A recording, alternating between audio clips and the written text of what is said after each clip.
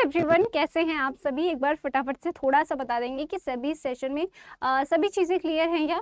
और अगर मैं बात करती हूँ, सबसे पहली चीज़ है कि आज हम बात करने वाले हैं कि जब आपका आरआरबी हिंदी की बात आती है, सबसे पहली चीज़ जो आपकी इंपॉर्टेंट होती है वो ये आती है कि जब स्टूडेंट एक आरआरबी की परीक्षा देता है, चाहे वो पीओ हो चाहे क्लर्क हो, तो सबसे बड़ी चीज़ ये आती है कि हमें तैयारी किस तरीके से करनी है। ठीक है, तो सबसे पहली चीज़ मैं आप लोगों से बताना चाहूँगी कि जब आरआरबी की आप परीक्षा दे रहे हैं, चाहे वो आपका पीओ हो या फिर आपका क्लर्क होता है, यानी कि अगर मैं बात करूँ आपका आरआरबी, चाहे तो आप पीओ दे रहे हो चाहे आप क्लर्क दे रहे होते हैं, सबसे पहले ये चीज़ ये कि आपको आपका सिलेबस मैंने ऑलरेडी डिस्कस किया हुआ है। ठीक है, तो सिलेबस आप लोग ज़रूर से ज़रूर देखेंगे कि आपका सिलेबस क्या है। उसके बाद जो चीज़ें आ रही है, सबसे इम्पॉर्टेंट जो स्टूडेंट्स के मन में डाउट होता है वो ये होता है कि अगर हम हिंदी लें या फिर इंग्लिश लें। ठीक है, क्योंकि अगर हम बात करते हैं, सबसे पहली चीज़ ये कि जो कन्फ्यूज़न होती है वो होती है हमारी इंग्लिश में और दूसरी होती है हमारी हिंदी में। क्योंकि बहुत सारे स्टूडेंट्स का ये होता है कि हम जो हमने पढ़ाई की है अभी तक से, कहीं ना कहीं हमारा हिंदी मीडियम रहा है, इतनी ज़्यादा इंग्लिश हमारी अच्छी नहीं है, तो क्या हमारे पास एक ये ऑप्शन होता है, एक ये हमारे पास अपॉर्चुनिटी होती है, ठीक है, बैंकर बनने का, जब हमारी हिंदी यानी इंग्लिश बहुत ज़्यादा अच्छी नहीं है फिर भी। ठीक है, लेकिन प्रॉब्लम जो सबसे बड़ी आती है हिंदी में वो ये आती है कि आखिर जो हम बात करते हैं कि हमारे पास हिंदी की अगर मैं कहूँ तो स्रोत की कमी है, यानी कि आप कहें कि आपके अगर सोर्सेज की मैं बात करूँ तो वो बहुत ज़्यादा लिमिटेड हो जाते हैं। अगर हम देखते हैं कि हमारे आसपास जो इतनी भी चीज़ें, आप ई बुक्स की बात कर लो या फिर जो भी चीज़ें हमारे मटेरियल्स की बात करें, तो वो बहुत ज़्यादा लिमिटेड है। इसलिए सबसे पहले तो एक स्टूडेंट जो होता है इसमें बहुत ज़्यादा परेशान होता है कि आखिर हम कहाँ से पढ़ें, हमारा क्या तरीका होना चाहिए। तो आज के सेशन में कुल मिला के जो हम बात करने वाले हैं, ये बात करने हैं कि अगर मैं कहती हूँ कि मेरा एक मानना है वो ये है कि आप ना 15 से 20 नंबर है ना बहुत आसानी से ला सकते हो। 15 से 20 नंबर अगर मैं कहूँ, ऐसा कि अगर स्टूडेंट ने नहीं भी पढ़ा है ना तो भी उसके आ सकते हैं। पीछे इसके रीजन ये मैं बताती हूँ। अगर मैं बात करती हूँ, सबसे पहले जो आपका 15 अंक लाने का जो सबसे चीज होता है कि आखिर ये जो 15 नंबर होते हैं ना, ये तुम्हारे ऐसे होते हैं, समझिए कि भैया एग्जामिनर कहता है कि हमारे हाथ में ये लड्डू है, अगर आप ले सकते हैं तो ले लीजिए। ठीक, तो सबसे पहली चीज आती है, जैसे इसमें मैं आपके कुछ टॉपिक्स जो शामिल करना चाहूंगी, वो होता है आपका एक टॉपिक होता है गद्यांश।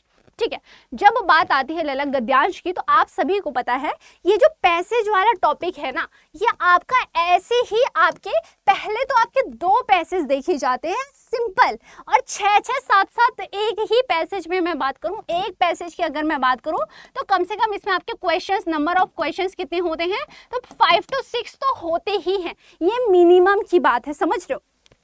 एक ये सिर्फ यानी कि अगर मैं कहूं सिर्फ एक ये टॉपिक है जहां से आप इतने नंबर कवर कर सकते हैं, और ये मार्क्स सिर्फ और सिर्फ आपके हाथ में होते हैं कि आप इसको ले पाते हैं या नहीं। यानी समझिए, अगर ये कहूं तो ये एकदम फ्री वाली चीजें होती हैं। ठीक है, अब बात आती है कि गद्यांश की बात आती है जब भी, तो आप कहते हैं आपसे कम से कम आपसे 2 गद्यांश पूछे जाते हैं। ठीक है, एक में ही कम से कम आपसे 5 से 6 क्वेश्चन पूछ लिया जाता है। तो सबसे पहली चीज आती है कि सिर्फ हम आज के सेशन में गद्यांश पे बात करने वाले हैं कि आखिर ये जो पैसेज है इसको हम सारे के सारे पैसेज कैसे ठीक कर सकते हैं। ठीक है, तो सबसे पहला जो इसका तरीका होता है वो होता है, सबसे पहली चीज कि आप थोड़ा सा हिंदी को पढ़िए, थोड़ा सा हिंदी की, जैसे कि आप अंग्रेजी के लिए क्या करते हैं, समाचार पत्रों को पढ़ते हैं, आप बहुत सारी मैगजीन्स पढ़ते हैं, इसी तरीके से थोड़ा सा आपको हिंदी में क्या करना है, रीडिंग की थोड़ी सी हैबिट बनानी है। थोड़ा सा आपको क्या करना है, पत्रों को हो गए, इन सभी चीजों को पढ़ना है। यानी अगर मैं कहूं, जो हमेशा मैं स्टूडेंट्स को कहती हूं कि आप थोड़ा सा अपने शब्दकोश पर ध्यान दीजिए। यानी जैसे इंग्लिश की जब बात आती है तो आप कहते हैं कि आपकी वोकैबुलरी अच्छी करनी है या ये चीज़ें, ठीक है, लेकिन जब हिंदी की बात आती है ना, हिंदी में आप सबसे पहली चीज़ सेम चीज़ देखते हैं कि आप शब्दकोश।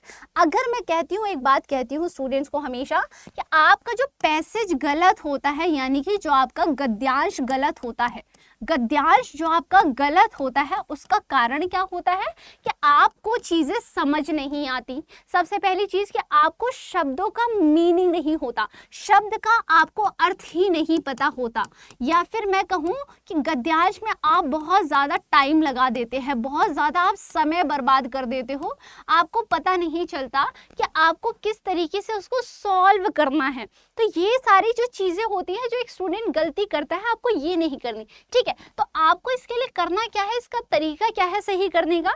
इसका एक तरीका है, वो है आप ज्यादा से ज्यादा अभ्यास करेंगे, ज्यादा से ज्यादा अभ्यास करेंगे और शब्दकोश पे अपने ध्यान देंगे। और शब्दकोश के लिए आप सभी को पता है कि चीजें हमारी क्या होती है, थोड़ी सी पढ़नी पड़ती हैं, ठीक है। दूसरी चीज ये कि आप जब भी बात करेंगे थोड़ा सा हमेशा क्या करेंगे, टाइमर लगा करके पैसेज को करने की कोशिश करेंगे कि आप थोड़ा टाइमर लगाइए, उसके बाद गद्यांश को समझिए, ठीक है। उसके जो आपको कठिन शब्द मिलते हैं, जो कठिन शब्द आपको लगते हैं, उनको नोट करिए, उन कठिन शब्दों को नोट करिए और ज्यादा से ज्यादा प्रैक्टिस कीजिए, ठीक है।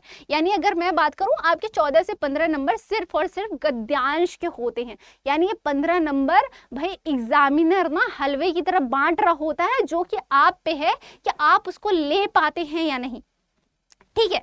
दूसरी चीज ये, आप सभी ने मुझे बहुत ज्यादा बार बोला कि मैम प्लीज हमारी जो है क्लासेस जो है रेगुलर बेसिस पे लाइए। तो आप सभी की जो क्लासेस है रेगुलर बेसिस पे अब आपको बहुत जल्द देखने को मिल जाएंगी, क्योंकि अगर मैं बात करूं किसकी, अगर मैं बात करूं आपके रेगुलर क्लासेस की, किसकी रेगुलर क्लासेस, आप सबको पता है पेड क्लास आपकी ऑलरेडी चल रही है, प्रतिज्ञा बैच जो है आपका ऑलरेडी चल रहा है। इसमें आपकी प्रॉपर क्लासेस हो रही है, थ्योरी हो रही है, यानी कि आपका प्रॉपर कॉन्सेप्ट हो रहा है। यहाँ पर मैं आपको मॉक्स भी करा रही हूँ, यहाँ मैं आपको प्रैक्टिस करा रही हूँ और प्लस कुछ एक्स्ट्रा पीडीएफ्स दे रही हूँ, ठीक है। दूसरी चीज आती है कि आप पेड नहीं ज्वाइन करने हैं और आप चाहते हैं कि आपको जो है वाईटी पे क्लासेस मिल जाए, वाईटी पे आप फ्री क्लासेस चाह रहे हैं, तो ये क्लासेस भी आपको नेक्स्ट वीक से देखने को मिल रही है। नेक्स्ट वीक यानी कि मैं बात करूं, आज हमारा क्या है, ट्यूसडे है, तो आपको मंडे से ये क्लासेस भी देखने को मिल जाएंगी, ठीक है। मंडे से आपको ये क्लासेस भी आपको इसी चैनल पर पहले की तरह प्रॉपर तरीके से देखने को मिल जाएगी, है ना, ओके, ठीक है। तो सबसे पहली चीज ये, कुल मिला के अगर मैं आपसे बात करती हूँ बच्चे, आपके हाथ में होते हैं 15 नंबर ऐसे होते हैं कि आप आंख बंद करके ले सकते हो। एग्जामिनर भाई ऐसे समझिए कि भाई बांट रहा होता है, आप पे है कि आप उसमें आपने कितनी ज्यादा प्रैक्टिस की है। आपने जितनी प्रैक्टिस की है गद्यांश की उतना बेहतरीन आप स्कोर कर सकते हो। यानी ये एक जो होता है ये फ्री नंबर वाली चीजें होती हैं और ये सिर्फ आपकी कैसे सही हो सकती हैं, प्रैक्टिस से। लेकिन याद रखिएगा प्रैक्टिस कैसे करनी है आपको, प्रैक्टिस करनी है आपको कैसे, आपको टाइमर लगा करके करना है पहली चीज, ठीक है, ओके। पेड क्लास की जो टाइमिंग है, पेड क्लास की टाइमिंग आपकी होती है कितने बजे, यहाँ लिख देती हूँ मैं, पेड क्लास होता है आपका 4 से 5 4 PM होता है, ठीक है।